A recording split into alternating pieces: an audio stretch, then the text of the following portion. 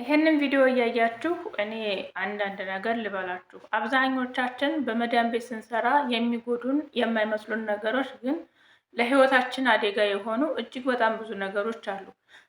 በተለይ መዳን ቤት ውስጥ የምንሰራ እህቶች እጅግ በጣም የምንሰራቸው ስራ አብዛኛዎቹ በሚባል ደረጃ የኛ ህይወት መጥፊያ የሚሆኑ ናቸው። ፈጣሪ ካልጠበቀን እና እኛም ደግሞ ከፈጣሪ በታች ጥንቃቄ ካላደረግን ማለት ነው። ለምሳሌ ልክ እንደዚህ ያለ ብረት ድስት፣ ቃሳላ፣ ፌሪጅ እንዲሁም ደግሞ እስቶፍ፣ ውሃ ሽንት ቤት ስናጥብ ወይም ደግሞ ሰራሚክ ስናጥብ እነዚህ አይነት ነገሮች የኛን ህይወት አደጋ ላይ የሚጥሉ ነገሮች ናቸው። ለምን የሚለውን ማብራሪያ ሰጣችኋለሁ። ሰላም ጤና ይስጥልኝ። ውድና የተከበራችሁ የሙቤ ዩቲዩብ ተከታታዮች በያላችሁበት የዓለም ዳርቻ ሰላማችሁ ይብዛል ብያለሁኝ። ይሄንን ቪዲዮ ስትከታተሉ ላይክ እና ሼር ሰብስክራይብ እያደረጋችሁ ለብዙ እህቶች እንዲደርስልኝ አድርጉልኝ። እንግዲህ ከላይ ያሳየኋችሁ ቪዲዮ እንደ ማሳያ እና እንደ ግንዛቤ እንዲሆናችሁ ብዬ ነው እንጂ እጅግ በጣም ብዙ ዩቲዩብ የማይፈቅዳቸው ዩቲዩብ ላይ መለጠፍ የማይፈቀዱ በጣም አደጋ የሆኑ ቪዲዮዎች አሉ። እንደ ምሳሌ ስቶቭ ሲነድ፣ ፍሪጅ ሲፈነዳ፣ እንዲሁም ደግሞ ቴርሙዝ ይሄ ምንድነው ውሃ የምናፈላበት ገላያ ሲፈነዳ፣ ሌላ ደግሞ የልብስ ማጠቢያ ቀሳላ ሲፈነዳ፣ የልብስ ማጠቢያ ቀሳላ ደግሞ ገመዱ ተልጦ የፍሪጅ ገመዱ ተልጦ አብዛኞቻችን ኩሽና ስናጥብ ከዚህ በፊት ተናግሬያለሁኝ። ደፋያ እነዚህ ነገሮች የእኛን ህይወት አደጋ ላይ የሚጥሉ እንደሆኑ ቪዲዮ ሰርቻለሁኝ። ብዙ እህቶችም ደግሞ አመሰግናለሁ ብላችሁኛል። ዛሬም የመጣሁላችሁ እንግዲህ ያው አዳዲሶችም ስለሚኖሩ እናንተንም ደግሞ ለማስታወስ ያክል ነው። ይህንን እንግዲህ ከላይ ያሳየኋችሁ ብረት ድስቱ የሚገፈለው ወይም ደግሞ ይሄ የሚገጠመው ብረት ድስት ነው። እሱ ብረት ድስት ጊደር ጠባህ ይባላል። ጊደር ጠባህ ማለት ተከርኖ የማይከፈት ራሱ እዛው ከርኖ ሁሉን ነገር ጨማብረን ከድነ ነው። እንደዚህ እንደ ብረት ድስት ከፍተን ማማሰል ምናምን የምንችለው ብረት ድስት አይደለም። ሙሰካር ነው ወይም ደግሞ የሚዘጋ ነው። ይሄን ብረት ድስት ሁላችንም እናውቀዋለን። ግን ብረት ድስቱን ስናውቀው ይሄ ብረት ድስት ይጎዳን የሚመስለን ብዙዎቻችን እንደሚጎዳን አናውቅም ማለት ነው። ይሄ ብረት ድስት ይጎዳል ብለን አናስብም። ግን ከዚህ በፊትም ነግሬያችኋለሁ። ይሄንን ብረት ድስት አንዲት እህታችን ዱባይ ይመስለኛል ባልሳሳት የዛሬ ዓመት ረመዷን ላይ ነው መረቅ እየሰራች የስጋ መረቅ እየሰራች በጣም ተጣድፋ ስለነበረ ቸኩላ ስለነበረ ማለት ነው። ከጎን ብዙ ብረት ድስት ጥዳ ነበረ። እንትኑ ሲሊንደሩ ላይ በጣም ብዙ ብረት ድስት ጥዳ ነበረ። ከዛ ብረት ድስት መካከል ደግሞ ይሄ ጊደር ጠባህ የምንለው ጊደር ነው ማለት ነው። ይሄ ጊደር ጠባህ እንግዲህ እኛ ጥንቃቄ ካደረግንበት ይፈነዳል። አንደኛ ከመጠን በላይ ካጠበቅ ነው በጣም የምናጠብቀው መጥበቅ ካላለበት በላይ ስናጠብቀው አየሩ ይታፈንና የመፈንዳት እድሉ በጣም ሰፊ ነው። ከመጠን በላይ ማጥበቅ እንዲሁም ደግሞ መጥበቅ እስካለበት ድረስ ሳናጠብቅ ላላርገን የምንከድነው ከሆነ ያም እንዲፈነዳ መንስኤ ይሆነዋል ማለት ነው። የመጨረሻው ግን ምንድነው? ይሄንን ጊደር እንዲፈነዳ የሚያደርገው እየፈላ ያለ ከድነ ነው። በስነ ስርዓት በጣም ሳናጠብቅ በጣም ሳናለላ በመካከለኛው መቆለፍ ባለበት ልክ ቆልፈ ነው ፈልቶ በስሎ ካበቃ የጣርነው ነገር በስሎ ካበቃ በኋላ ይበቃዋል በምንልበት እና እሳቱን በምናጠፋበት ሰዓት አብዛኞቻችን ሳናቅ ጋዙ ላይ እያለ ወይም ደግሞ እሳቱን ሳናጠፋ የራሱ ማስተንፈሻ አለው፣ አየር ማውጫ አለው። ያንን ነገር አስተንፍሰን ሳይቀዘቅዝ አብዛኞቹ እህቶቻችን ብረት ድስቱ እሳቱ ላይ ያለ መክፈት የሚታገሉ አሉ። እንዲሁም ደግሞ እሳቱን ካጠፉ በኋላ እንኳ ማተንፈሻዋን ወይም ደግሞ አየር ማውጫዋን ሳይከፍቱ በፊት ዝም ብለው የሚከፍቱ አሉ። የዛን ሰዓት የመፈንዳት ኃይሉ እጅግ በጣም ከፍተኛ ነው። ልክ እንደዛ አሁን እንዳያችሁት ቤትንም እናንተንም ነው የሚያበላሸው ማለት ነው። ምናልባት ይሄ ቤት ሊታጠብ ሊጸዳ ይችላል። እናንተ ግን እዚህ ብረት ድስት ስር ሆናችሁ ብትቃጠሉ አትድኑም ማለት ነው።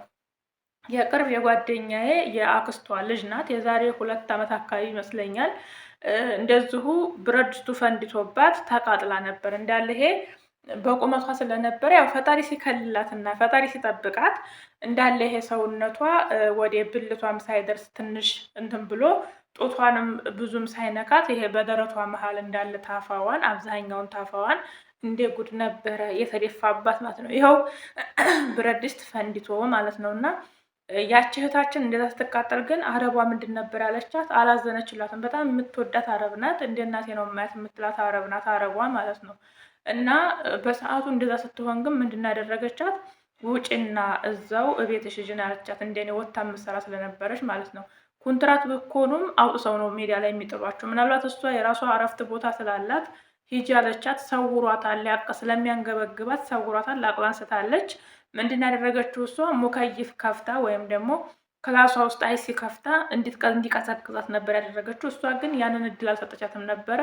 ውጭ ነበር ያለቻት። ምክንያቱም ያች ሴትዮ ያች ልጅ ዘንድ ነገር ሆና ወይ ሲኩሪቲ ወይም ደግሞ ፈታሽ ቢመጣ ኮምፓውንድ ውስጥ ስለነበረ ሲኩሪቲ የሚባል አለ። እሱ ቢመጣ እሷ እንደ ወንጀለኛ ስለምትጠየቅ ወይም ደግሞ ወስዳ ማሳከም እንኳ ስለማትችል እሷ ላይ አደጋ ይመጣብኛ ብላ ስላሰበች እና ደግሞም እሷ ከተጎዳይ በኋላ ስራውን ስለማሰራራት ምንም ስለማታደርግላት ውጭልኝ ነበር ያለቻት ማለት ነው። በሰዓቱ ግን አሁን እቺ የኔ ጓደኛ በጣም መወዳት ጓደኛ አገር ገብታለች። እሷ በሰዓቱ ታክሲ ይዛ ሄዳ አንስታ ሐኪም ቤት ይዘው ሄደው ታክማ ብዙ ስላልጎዳት የለበሰችው ልብስም የተደራረበ ስለነበረ እንዲሁም ደግሞ ብረት ድስቱ ትንሽ ቀዝቅዞ ስለነበረ የከፈተችው ያው ብዙም አልጎዳትም። ነገር ግን እንዳልኳችሁ በጣም እየፈላ እየተፍለቀለቀ ባለበት ሰዓት ከከፈታችሁት እንዳለ ሰውነታችሁን አንደኛ ይሄ ብረት ድስት ሲፈነዳ ምን እንደሚጎዳ ታውቃላችሁ?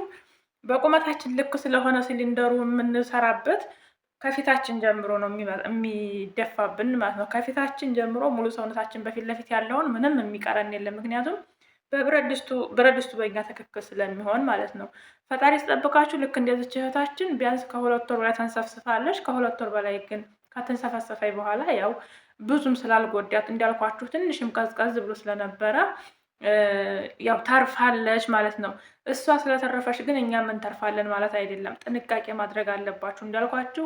ይሄንን ጊደር ጣባህ የሚባል ጊደር ወይም ደግሞ ብረት ድስት የሚዘጋውን ብረት ድስት ቀሳላ፣ ይሄ በተለይ አውቶማቲክ ቀሳላ አሁን የመጣው በተች የሚነካው አውቶማቲክ ቀሳላ የልብስ ማጠቢያ ማሽን የመፈንዳት እድል አለው። በጣም በኃይለኛ ይፈነዳል። እሱም ሲፈነዳ በእናንተ ፊት ለፊት ልብስ እየጨመራችሁ በእናንተ ፊት ለፊት ወይም ደግሞ ልብሱ ፊት ለፊት ልብስ እየተኮሳችሁ የሚሆን ብቻ ሌላ ነገር እየሰራችሁ እዛ አካባቢ ሆናችሁ ከፈነዳ እናንተ ጋር አደጋ የማድረስ ኃይል አለው። ይነዳል፣ እሳት ይወጣዋል። ከዚህ በፊት እኔንም ገጥሞኝ ስለነበረ ማለት ነው። ስለዚህ ይሄ ነገር እናንተን ይጎዳናል ብለን የማናስበው ነገር ግን እኛ ላይ ጉዳት የሚያደርስ ነገር ስለሆነ እጅግ በጣም ጥንቃቄ እንድታደርጉ ከዚህ በፊት ስለ ደፋያ ሰርቻለሁኝ። ደፋያ ለኩሳችሁ አሁን እንግዲህ ዝናብ ማነው ብርድ የለም ደፋያ አንከፍትም። ነገር ግን ብዙዎቻችን ሙቀት በሆነ ሰዓት በሙቀቱ ሰዓት ደፋያ እንከፍታለን። በሙቀት ሰዓት ደፋያ በምንከፍት ሰዓት ግን አብዛኞቻችን ያደፋያ ምንም ጭስ ስለሌለው እንዲያክሰል ምንም ነገር ስለሌለው የሚገል አይመስለንም። ነገር ግን ብዙ እህቶቻችን የኛ የሀገራችን ልጅ ራሱ አሁን የአሁን ያለፈው ብርድ ህይወታ ያለፉ 2 ልጆች አሉ ዱባይ ማለት ነው። ሁለቱም አንድ ቤት ነው የሚሰሩት። ሁለቱም ህይወታቸው አልፏል። አንዷ ወደ ጉራጌ ሀገር ናት፣ አንዷ ግን የኛ ጎረቤት ናት ማለት ነው። ስለዚህ ይሄም ህይወት ስለሚያሳልፍ እኛ ህይወታችንን አደጋ ያደርሳሉ ወይም ደግሞ ህይወታችን እስከ መጨረሻው ይቀሙናል ብለን የማናስባቸው ነገሮች የእኛን ህይወት ይቀሙናልና ጥንቃቄ እንድታደርጉ ለማለት ነው የምፈልገው። ሌላው እንግዲህ አብዛኞቻችን በሚባል ደረጃ አብዛኞቻችን የምንሰራቸውን ስራዎች ተጠንቅቀን በጥንቃቄ ራሳችንን በማይጎዳ መልኩ ስራችንን በማይጎዳ መልኩ ሰዎቻችንን በማያስቀይም መልኩ ብንሰራ ጥሩ ነው። ምክንያቱም እኛን ከጎዳን እና እኛ ከተጎዳን የምንሰራው ነገር ሁሉ ቀሪ ነው። ምንም ለእኛ የሚጠቅመን ነገር የለም። ቅድሚያ ራሳችንን ማዳን እና ለራሳችን መሆን ስላለብን የምንሰራቸውን ስራዎች በጥንቃቄ እንስራ፣ በትዕግስት እንስራ፣ አንቸኩል። በተለይ እኛን አደጋ ላይ የሚጠሉ ነገሮችን ስንጠቀም ተጠንቅቀን ራሳችንን ቆም ብለን አስበን ከኛው ከቀልባችን ሆነን እጅግ በጣም ብዙ አሳሳቢ ነገሮች አሉ። የሀገር ጉዳይ፣ የቤተሰብ ናፍቆት፣ የልጅ ብቻ በጣም ብዙ አሳሳቢ ነገሮች አሉ። እነዛን ነገሮች እያስብን ቴንሽን ሆነን በውስጣችን የሆነ ነገር ይዘን የምንሰራቸው ስራዎች ላይ ጥንቃቄ እናድርግ። እኛን ይጎዱናል ያላልናቸው ነገሮች እኛን ስለሚጎዱን ያንን ደግሞ ማድረግ ያለብን በምንችለው አቅም እኔም ስላለሁበት አረብ ሀገር ሆናችሁ እንትን አትበሉ፣ አትሰቡ፣ አትጨነቁ ማለት አልችልም። እኔ አልጨነቅም አላስብም ምን አባቱ ብዬ ግን አለመጨነቅና አለማሰብ ስለማልችል ማለት ነው። እናንተም እንደዛው ስለሆናችሁ እናንተን አትሰቡ አትጨነቁ ማለት አልችልም፣ ግን ራሳችሁን አደጋ ላይ እስከምጥሉ ድረስ ጭንቀት አታብዙ ለማለት ነው። ራሳችሁን እየጠበቃችሁ ስሩ። ስራን ስንሰራ ራሳችን እያሰብ ነው ይሄን ስራ ሰርቼ የምከፈለኝን ደመወዝ እኔ ቁሜ ነው መጠቀም ያለብኝ መጥቀምም ያለብኝ የሚለውን ነገር አስቡበት። ሌላው እስኪ አንድ ጥያቄ ልጠይቃችሁ።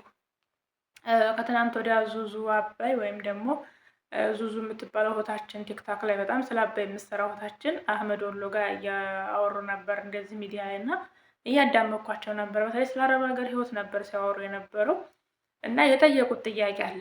ጥያቄው እኔም ራሴን ጠየቅኩት፣ ግን ጥያቄው መልሱ እኔ ጋር ዜሮ ነው፣ ምንም ነገር የለም ነበር እና እናንተስ እንዲያው አረብ ሀገር ከመጣችሁ ስንት አመታችሁ ነው? እኔ አሁን 7 ዓመት ልጨርስ ትንሽ ነው የቀረኝ።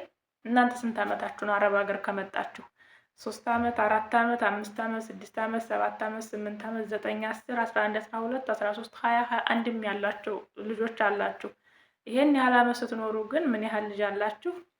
ምን ያህልስ ሀብት አላችሁ? ወይም ደግሞ ምን ያህል ካፒታል አላችሁ? ምን ያህል ብር ባንክ አስቀምጣችኋል?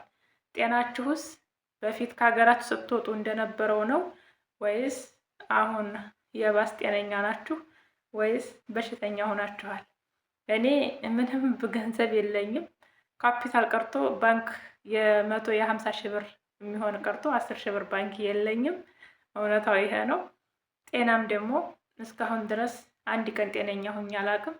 ራሴን እታመማለሁ፣ ወገቤን ያመኛል፣ በቃ ብዙ ነገሮች ጤና የለኝም። ውስጤ ሰላም አይደለም። ጤናም አጥቻለሁ፣ ገንዘብም የለኝም። ሳውዲ አረቢያ ግን 7 ዓመት ተቀምጫለሁ ማለት ነው።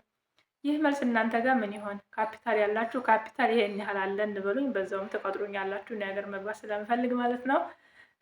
ጤና ያላችሁ ጤናችን አለ። በሽተኛ የሆናችሁ ደግሞ ምናችሁን ታመማችሁ? ብቻ ምን ያህል ዓመት ኖራችሁ እዛ ሀገር የሚለውን እስኪ ኮሜንት ላይ አስቀምጡልኝ። እስኪ ኮሜንታችሁን አያለሁኝ።